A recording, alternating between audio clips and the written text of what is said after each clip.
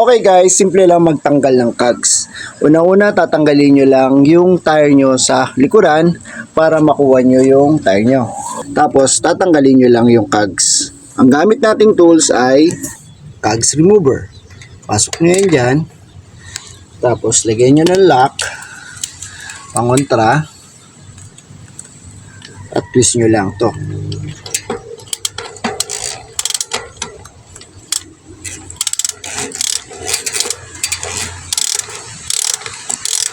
Yan. Easy to way. Mari-remove nyo na. Yun na, remove na. And then remove this one. Pwede nyo na tanggalin ang buong cogs nyo. Yan lang.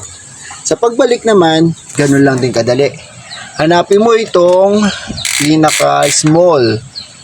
Hanapin mo itong small na groove. Different sizes yan. Ito yung pinaka-small na groove. Tapos, hanapin mo din yung pinaka-small na groove dito sa may cogs mo. Ayan, ito siya. Ito yun, which is ayan, pinaka-small na groove. Ngayon, itatapat mo lang yan dito sa may cogs mo. Para mapasok mo siya. Yun.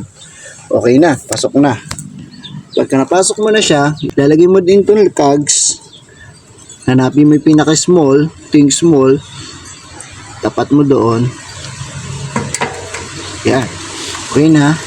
At the same time, ito rin, last cogs. Ilagay mo lang din siya sa may small groove. Hanapin mo yung small groove. Ito yon. Tapos tutok mo doon. Okay na yan. Pag ganyan, nilagay mo na siya. Fit na. Ito na lang yung lock. Sasabay mo na yung lock. Lock it. Yan. Sara mo lang ng ganyan.